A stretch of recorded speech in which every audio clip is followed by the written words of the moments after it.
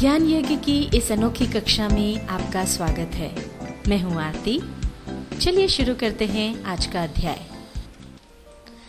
Tally ERP 9 के इस अध्याय में हम सीखेंगे मिश्रित प्रविष्टियों यानी कंपाउंड एंट्रीज से आशय, मिश्रित प्रविष्टियां यानी कंपाउंड एंट्रीज करना और जर्नल वाउचर में कैश अकाउंट या बैंक अकाउंट ऑप्शन चालू करना।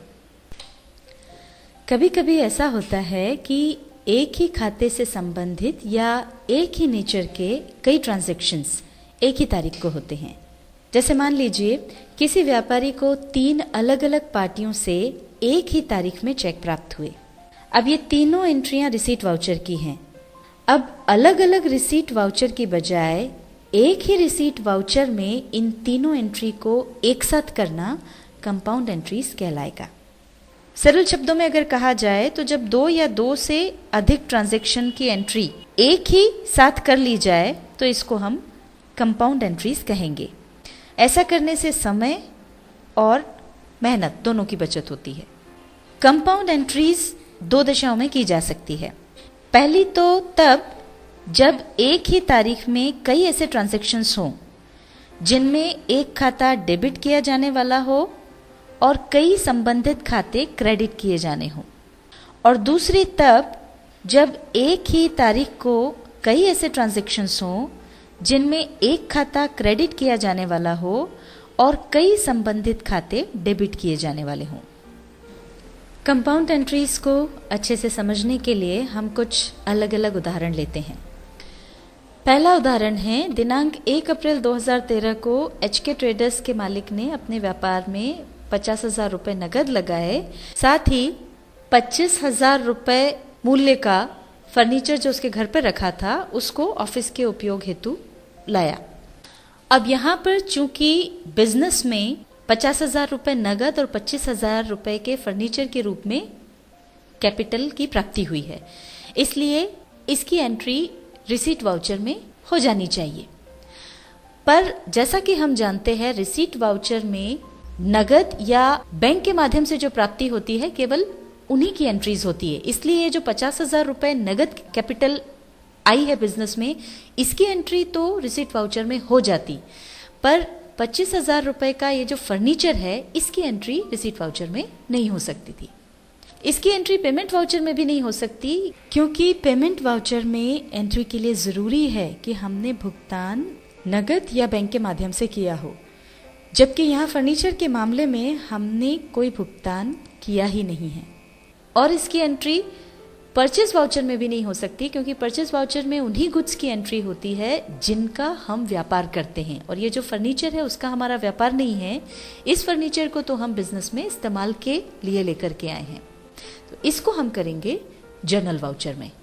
यहाँ पर हम देख सकते हैं कि दोनों ही मामलों में क्रेडिट होने वाला अकाउंट कैपिटल अकाउंट है, इसलिए कंपाउंड एंट्री अगर हमको करना है तो वो हम करेंगे जर्नल वाउचर में। और इस एंट्री को करने के लिए अब हम चलते हैं टैली पर। एंट्री करने के लिए ये हम टैली पर आ गए हैं और गेटवे ऑफ टैली में हम जाएंगे अकाउंटिंग वाउचर्स पर। यहाँ रिसीट वाउचर खुला है, हमको एंट्री करना है जर्नल वाउचर में, इसलिए इसके लिए शॉर्टकट की है F7। अब यहाँ पर डेबिट होगा कैश अकाउंट। अब यहाँ पर आप देख सकते हैं कि कैश अकाउंट यहाँ पर नहीं दिख रहा है। सामान्य तौर पर जर्नल वाउचर में कैश या बैंक अकाउंट नहीं आता है। अगर हम चाहते हैं कि वो आए तो उसके लिए हमको एक ऑप्शन चालू करना होगा, और उसके लिए हम जाएंगे कॉन्फ़िगरेशन पर, शॉर्टकट की F12 प्रेस करेंगे। अब यहाँ पर चौथे नंबर पर ऑप्शन है allow cash accounts in journals, इसको हम कर देंगे यस, और अब इसको एक्सेप्ट कर लेंगे Ctrl A से। अब ये देखिए यहाँ पर हमको कैश नज़र आ रहा है, कैश चुन लेंगे, अमाउंट डाल देंगे 50,000, और अब हमको फर्नीचर अकाउंट भी डेबिट करना है, तो इसलिए इसको D लिख करके एंटर प्रेस कर देंगे, तो ये हो जाएगा डेबिट। यहाँ फर्नीचर अकाउंट हम डेबिट कर देंगे, यहाँ पर आ जाएगा 25,000, और अब क्रेडिट होगा कैपिटल अकाउंट। ये देखिए कैपिटल अकाउंट क्रेडिट हो गया 75,000 रुपये से, और यहाँ लिख देंगे हम नरेशन। ये हमने नरेशन लिख दी, being capital brought into business in form of cash and furniture. अब एंटर प्रेस करके इस एंट्री को एक्सेप्ट कर लेंगे। आइए अब हम देखते हैं दूसरा ट्रांजैक्शन। दिनांक 2 अप्रैल 2013 को व्यापार के मालिक ने अपने निजी उपयोग हेतु 20,000 रुपये नगद और 6,000 रुपये का माल लिया। ये 6,000 रुपये का माल 80 किलो सोयाबीन तेल के रूप में लिया। अब अगर हम इनकी सिंगल एंट्री करें तो फिर 2 एंट्री होंगी। पहली एंट्री में ड्राइंग अकाउंट डेबिट होगा और कैश अकाउंट क्रेडिट होगा 20,000 रुपये से। दूसरी एंट्री में ड्राइंग अकाउंट डेबिट होगा और परचेज अकाउंट क्रेडिट होगा 6,000 रुपये से। यहाँ पर एक बात हमेशा ध्यान रखें कि हम जिस वस्तु का व्यापार करते हैं उसको अगर निजी उपयोग हेतु व्यापार से निकालते हैं तो उसको हम परचेज में से घटा देते हैं, यानी परचेज खाते में क्रेडिट कर देते हैं। अब यहाँ पर अगर हम इन ट्रांजैक्शंस का नेचर देखें तो एक तो जो है, जैसे 20,000 रुपये मालिक ने निकाले तो वो बिजनेस से पे किए, तो वो जो एंट्री है वो पेमेंट वाउचर में होनी चाहिए थी। और दूसरी जो एंट्री है वो परचेज वाउचर में होनी थी, पर परचेज वाउचर में परचेज अकाउंट क्रेडिट नहीं होता है, इसलिए हम इसकी एंट्री जर्नल वाउचर में करेंगे। और वैसे भी हमको ये एंट्रीज कंपाउंड एंट्री के रूप में करना है, तो हम इनकी एंट्रीज जर्नल वाउचर में करेंगे। आइए अब एंट्री करने के लिए हम चलते हैं टैली पर। जर्नल वाउचर यहाँ पर ऑलरेडी खुला हुआ है। अब ये जो ट्रांजैक्शन है वो 2 अप्रैल का है, तो सबसे पहले हम तारीख चेंज कर लेते हैं। उसके लिए हम F2 की प्रेस करके डेट बदल लेंगे, एंटर प्रेस कर देंगे। और अब यहाँ पर हम डेबिट करेंगे ड्राइंग अकाउंट। 20,000 रुपये तो हमने नगद निकाले और 6,000 रुपये का माल निकाला था, तो इस तरह से 26,000 रुपये यहाँ पर डेबिट हो जाएंगे। अब हम क्रेडिट करेंगे पहले कैश अकाउंट, और कैश हमने 20,000 रुपये निकाला है तो यहाँ पर अमाउंट 20,000 रुपये आ जाएगा। और फिर हम क्रेडिट करेंगे परचेज अकाउंट। अब यहाँ पर चूंकि हमने परचेज अकाउंट क्रेडिट कर रहे हैं, इसलिए यहाँ पर हमको उसकी डिटेल देना होगी कि हमने कौन सा आइटम निकाला है। तो यहाँ पर आइटम का नाम लिख देंगे सोयाबीन ऑयल, क्वांटिटी आ जाएगी 80 kg, और यहाँ पर वही रेट आएगा जिस रेट पर हमने माल खरीदा था। तो वो 75 रुपीज़ पर केजी के हिसाब से माल खरीदा था, वो यहाँ पर आ ही गया है। उस हिसाब से 6,000 रुपये अमाउंट आ गया है। एंटर प्रेस करेंगे। अब हम यहाँ पर डाल देंगे नरेशन। नरेशन हमने यहाँ पर डाल दी being withdrawn cash and goods. Enter press करेंगे और इस एंट्री को एक्सेप्ट कर लेंगे। अब हम देखते हैं एक और ट्रांजैक्शन। दिनांक 3 अप्रैल 2013 को हमको अलग अलग तारीख के चेक प्राप्त हुए जो कि हमने SBI में जमा किए। इसमें हमको कस्टमर A से oriental Bank of Commerce Ghaziabad का 50,000 रुपये का एक चेक प्राप्त हुआ, जिसका चेक क्रमांक है 123456 और उस पर जो तारीख डली है वो है 2 अप्रैल 2013।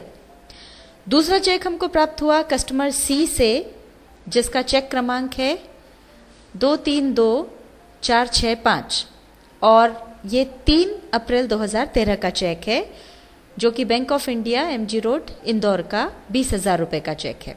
कस्टमर D से हमको 15,000 रुपये का चेक प्राप्त हुआ, जो कि ICICI बैंक जवाहर मार्ग भोपाल का है।